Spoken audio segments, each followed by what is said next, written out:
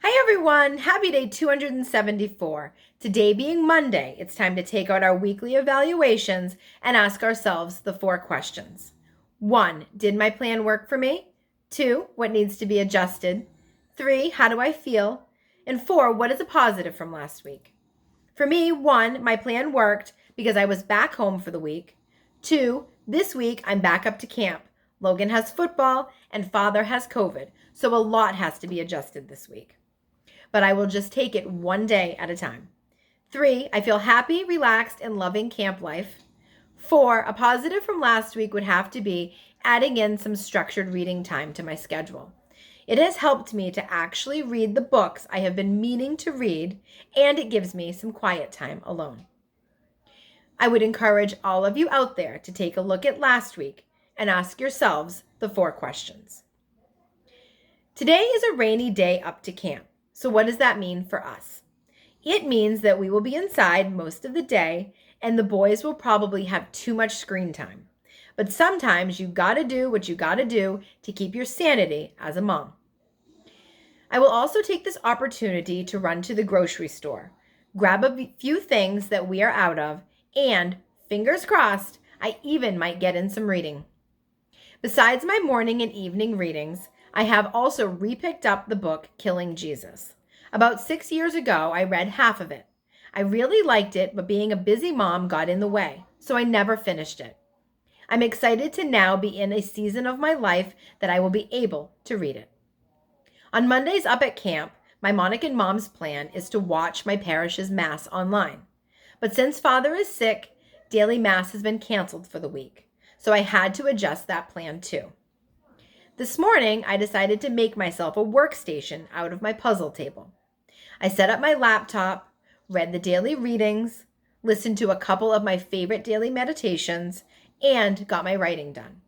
I did all of this while listening to the rain pouring down outside and trying my best to drown out the sound of the boys watching TV on the porch.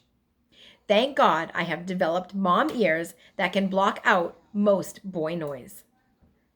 In today's gospel, we see a rougher side of Jesus. When Jesus saw a crowd around him, he gave orders to cross to the other shore.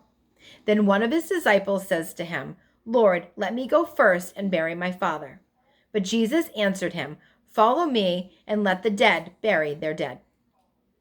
Can you imagine someone telling you to do something and you asking them if it can wait because you first have to attend your father's funeral?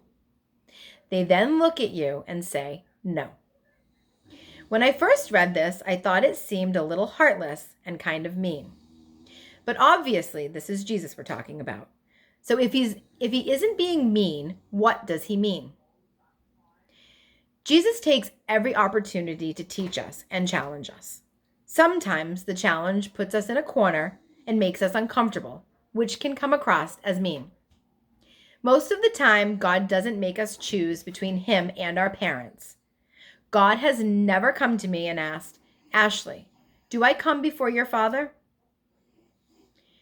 I remember when Logan was about 5 and we were laying in bed saying our nightly prayers. Logan said to me, "Mama, I love you more than anyone." Those 7 words are probably the best words any mama can hear. As I laid there snuggling him and soaking up all that special love, a thought came to me. No matter how good it feels to be number 1, I'm not. I then looked into Logan's big brown eyes and told him that it was okay to love me so much, but he should never love me more than God. Being only 5, I'm sure it was confusing, but now at 14, he understands what I was teaching him. Over the years, I have also taught Billy the same. They both know that there is only room for one number 1, and God is it. So today, if Jesus came to me and challenged me by asking, "Are you with me?